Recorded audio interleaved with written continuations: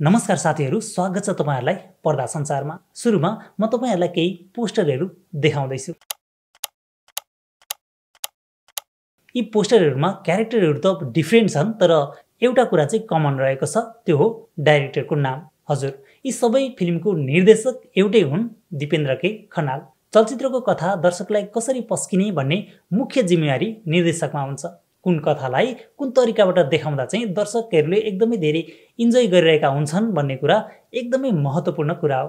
निर्देशकको यही कलाका कारण हल भरिभरा हुने गर्छ। त्यति मात्रै होइन, नयाँ कलाकारहरू एकदमै चाँडै स्थापित हुनुको पछाडिको कारण पनि निर्देशककै हात हुने गर्छ।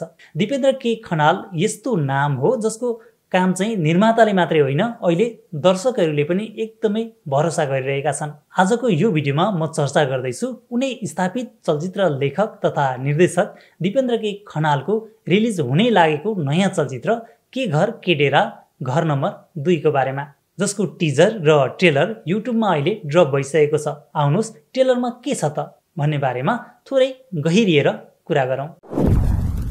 यो फिल्म के घर के डेरा फ्रेन्चाइजमा बनेको नयाँ चलचित्र हो। 2079 सालमा रिलिज भएको पुरानो चलचित्रमा दयाहाङ राई, विपिन कार्की, वर्षा राउत, सुरक्षा पन्त लगायतलाई हामीले देख्न पाएका थियौँ। तर घर नम्बर 2 मा भने यी कुनै पनि कलाकार हुने छैनन्। सबै कलाकार रिप्लेस भएका छन्, किनकि यो एउटा छुट्टै घरको कथा हो, अर्थात् यो अर्कै घरको कथा हो। सायद कतै कतै क्यामियो सिनहरुमा हामीले पुराना कलाकारहरूलाई देख्न पाए पनि मेन कलाकारको रूपमा चाहिँ हामीले यो फिल्ममा पुराना कलाकारलाई देख्न पाउने छैनौँ। घर नम्बर 2 मा आर्यन सिग्देल, केके अधिकारी, उपासना सिंह ठकुरी, त्यस्तै खगेन्द्र लामिछाने, निश्चल बस्नेत, संयोग रसाइली लगायतका कलाकारहरूलाई हामीले मुख्य भूमिकामा देख्न पाउने भएका छौँ।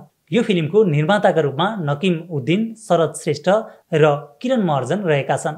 एप्पल इन्टरटेनमेन्ट, ए+ इन्टरटेनमेन्ट र नटराज क्रिएसनको संयुक्त ब्यानरमा बनेको यो चलचित्रमा अर्को एउटा इन्ट्रेस्टिङ कुरा के छ भने यो चलचित्रको राइटर हुन् बुद्धि सागर। कर्णाली ब्लुज, फिरफिरे, एक्लो जस्ता पुस्तकहरूको चर्चित लेखक तथा उपन्यासकार बुद्धि सागरले यो चलचित्रलाई लेखेका हुन्। यसकारण पनि मेरो लागि चाहिँ यो चलचित्र एकदमै मोस्ट अवेटेड मुभीमा पर्छ।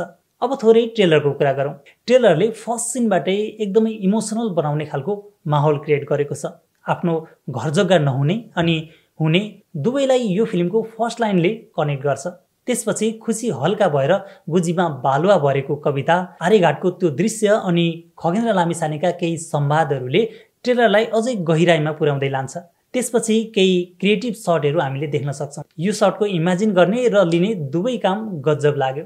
एक त आर्यन सिग्देल यस्तो कलाकार हुन् जो नबोली पनि आँखैबाट सारा कुरा बताउन सक्छन्। उनी मौन भए पनि दृश्यहरूले धेरै कुरा बोलिरहेको छ।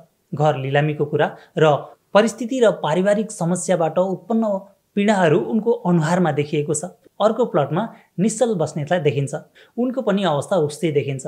आर्थिक मन्दी अनि डेराको कुरा उनीसँग जोडिएको छ। यसपालि डेरा सर्ने पालो सायद निश्चल बस्नेतको हुनुपर्छ। फिल्ममा दोहोरिएको एकमात्र पात्रका रूपमा हामीले प्रकाश घिमिरेलाई देख्न सक्छौँ, तर उनी पनि आफूलाई पेट्रोल छर्किरहेको एउटा दृश्य छ।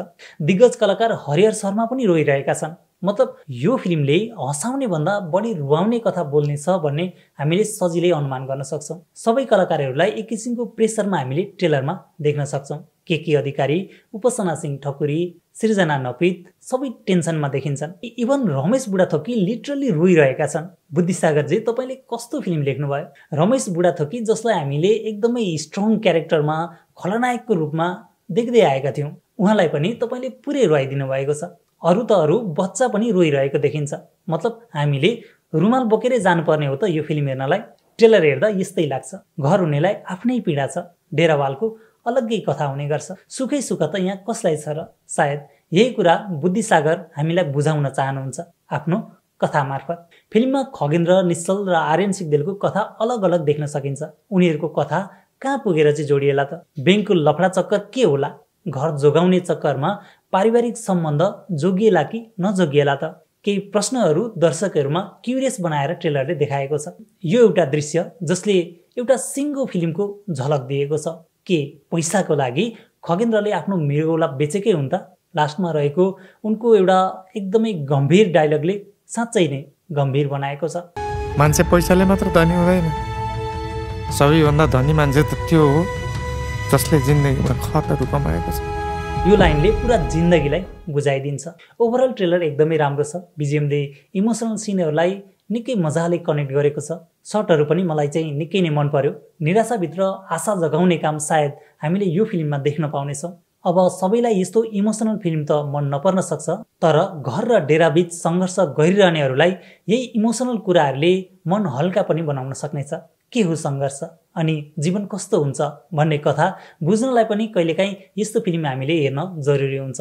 सायद दिपेन्द्र के खनाल यस्तै गम्भीर कथाबाट केही नयाँ कुरा समाजलाई दिन खोजिरहेका छन्। यसअघि पनि उनले चिसो मान्छे, आमा, धनपति जस्ता गम्भीर प्रकृतिका फिल्महरू ल्याइसकेका छन्। अब व्यावसायिक सफलता आफ्नै ठाउँमा छ, तर जुन कुरा उनले ती फिल्महरूमा देखाएका छन् त्यो हेर्नेहरूले सायद अझै पनि भुलेका छैनन् होला। यदि हेर्नुभएको छैन भने केही फिल्महरू युट्युबमा पनि राखिएका छन्, तपाईँले सजिलै हेर्न सक्नुहुनेछ। अहिले घर नम्बर 2 लाई पनि दर्शकहरूबाट राम्रो रेस्पोन्स मिलिरहेको छ। युट्युबमा पनि यसको ट्रेलरले राम्रो भ्युज पाइरहेको छ। जेठ 2 गतेबाट यो चलचित्र देशभरका हलहरूमा रिलिज हुँदैछ। निर्माण टिमलाई भव्य सफलताको शुभकामना भन्न चाहन्छु। फिल्म हेरिसकेपछि थप कुराकानी म गर्ने नै छु तपाईँहरूसँग भन्दै आजको यो भिडियोबाट म एकराज प्रधान बिदा हुन चाहन्छु। धन्यवाद, नमस्कार, जय नेपाली सिनेमा।